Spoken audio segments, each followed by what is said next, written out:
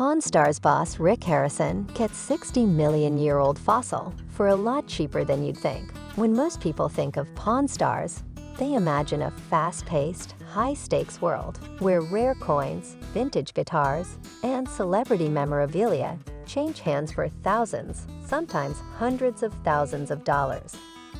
The show, set in the heart of Las Vegas at the world-famous gold and silver pawn shop, has become a cultural phenomenon, blending history, commerce, and personality-driven drama into a winning formula. But even in a place where the unexpected is the norm, some deals still manage to surprise even the seasoned experts. One such moment came when Rick Harrison, the boss of the pawn shop and the show's central figure, found himself face to face with something truly ancient, a 60-million-year-old fossil, and acquired it for a price that stunned everyone involved. It started like any other day at the pawn shop. Customers came and went, bringing in everything from old watches to military medals, hoping to strike a deal. But one visitor that day had something far more unusual in his possession: a fossilized dinosaur bone. The seller, a middle-aged man from a rural part of Nevada, walked in with a large, rugged-looking piece of what appeared to be petrified bone. He placed it on the counter with a bit of reverence, explaining that he had found it years ago on his family's private land, which had once been part of a prehistoric floodplain. Rick Harrison, always intrigued by history and the potential for rare finds, leaned in for a closer look. The fossil was heavy, dark brown in color, and textured with the unmistakable grain of petrified bone. It was clearly not a fake or a replica. This was the real deal. Before any deal could be made, the first step was verification. Rick immediately called in the shop's go-to expert for such matters, a local paleontologist who had worked with the shop on previous fossil appraisals. The expert examined the piece under a magnifying glass, checked its weight and density, and confirmed what the seller had claimed. This was a genuine dinosaur fossil, likely from the late Cretaceous period, approximately 60 million years old. The species wasn't immediately identifiable without further testing, but the expert believed it could be from a hadrosaur, or duck-billed dinosaur, one of the more common herbivores of that era. Regardless of the exact species, the fossil was in excellent condition and had clear scientific and historical value. Once the fossil was confirmed as authentic, the next step was to determine its value. Rick turned to his team, including his longtime employee Corey, who had become the unofficial fossil expert of the shop. Corey explained that dinosaur fossils can vary wildly in price depending on several factors. Some dinosaurs are rarer than others, and fossils from famous species like sell for millions. Fossils that are well preserved, with minimal damage and clear structure, are more valuable. Larger bones or more complete skeletons command higher prices.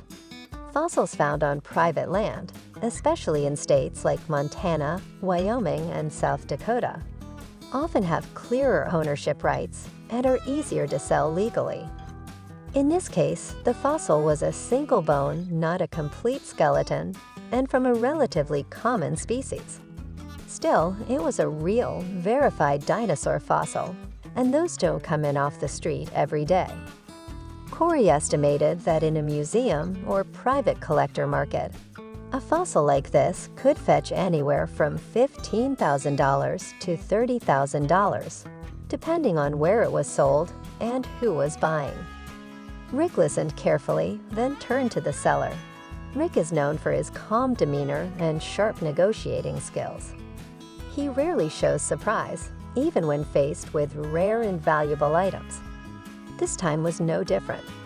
The seller, clearly aware of the fossil's rarity, asked for $15,000. He had done some research online and believed that was a fair starting point. Rick, ever the pragmatist, countered with a much lower offer, $5,000. The seller hesitated. He had expected some back and forth, but $5,000 was significantly below his expectations. Rick explained his reasoning.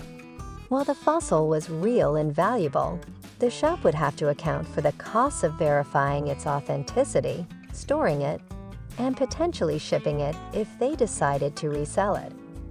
Plus, selling fossils, even legal ones, can be a niche market, and there was no guarantee they'd be able to turn a profit quickly. The seller considered this, then came back with a counteroffer of $10,000. Rick paused, then nodded. "Let's do $7,500. The seller, after a moment's thought, agreed. The deal was struck. When the episode aired, viewers were stunned. Here was a real, 60-million-year-old dinosaur fossil, something that could easily be displayed in a museum, and Rick had acquired it for just $7,500. To paleontologists and collectors, the price was a steal. Some online commenters speculated that Rick might have even gotten a bargain at that amount. Considering the growing interest in fossils among private collectors and the rising prices in the paleontological market. Rick, however, was pragmatic. He knew the fossil wasn't going to sit on the shelf forever. He had plans for it. In the weeks following the purchase, Rick contacted several museums and private collectors to gauge interest in the fossil. To his surprise, he received multiple offers, some exceeding $20,000. But instead of immediately flipping it for profit, Rick made a decision that surprised even his team.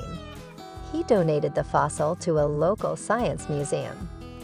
"I realized that this wasn't just about making money," Rick later explained in an interview. "This was about education. This fossil belongs in a place where people can see it, learn from it, and appreciate what it represents." The museum was thrilled with the donation. They put the fossil on display with a plaque acknowledging Rick and the gold and silver pawn shop. The exhibit became a popular attraction, drawing school groups and families eager to see a real piece of prehistory. While Rick's acquisition was legal, the fossil was found on private land in a state where fossil ownership is permitted. It also sparked a broader conversation about the ethics of private fossil collecting. In recent years, the fossil trade has become increasingly controversial. Scientists and conservationists have raised concerns about privately owned fossils being removed from public access or even smuggled out of countries where they belong to the national heritage. However, in cases like this one where the fossil was found legally on private property and properly documented the sale and ownership, are generally considered acceptable within the paleontological community. Rick made sure that the fossil ended up where it could do the most good. In a museum where it could inspire the next generation of scientists and historians. Rick Harrison has always had a unique approach to business. He's not just a pawnbroker, he's a historian, a negotiator, and a storyteller. He respects the past and believes that objects carry meaning beyond their monetary value. His decision to donate the fossil reflects that philosophy. He could have sold it for a tidy profit, but instead, he chose to preserve it for the public good. That's what makes Pawn Stars so compelling. It's not just about the deals, but about the stories behind the items. And this particular story was one for the ages. The fact that such a significant historical artifact ended up in a pawn shop of all places is a testament to the unpredictable nature of life. Fossils like this usually come from scientific digs, academic institutions, or high-end auction houses. But in this case, it was brought in by an everyday person, sold to a pawn shop, and ultimately found a home in a museum. It's a reminder that history is all around us, sometimes hiding in the most unexpected places. Rick's decision to donate the fossil also had a ripple effect. It inspired other pawn shops and collectors to think more carefully about how they handle rare and historically significant items. Some began reaching out to local museums or universities when they came across unusual finds, rather than simply reselling them to the highest bidder. The story also encouraged amateur fossil hunters to be more cautious and responsible with their discoveries. Finding a fossil on private land is one thing, but ensuring it's properly documented and preserved is another. Rick's actions helped raise awareness about the importance of responsible fossil collecting and the role that private individuals can play in preserving history. While the $7,500 price tag may seem like a bargain in hindsight, the true value of the fossil was never in how much it cost or how much it could be sold for. It was in what it represented: a connection to our planet's deep past, a teaching tool for the present, and a gift for the future. Rick Harrison, the boss of Pawn Stars, didn't just make a deal that day. He made a difference. In the world of Pawn Stars, every item has a story. Some are funny, some are touching, and some are just plain strange. But every now and then, an item comes through the door that changes the way we think about history, value, and responsibility. Rick's acquisition of the 60-million-year-old fossil is one of those moments, a rare intersection of commerce, curiosity, and conscience. It reminds us that sometimes the most valuable things in life aren't the ones that cost the most. They're the ones that teach us something.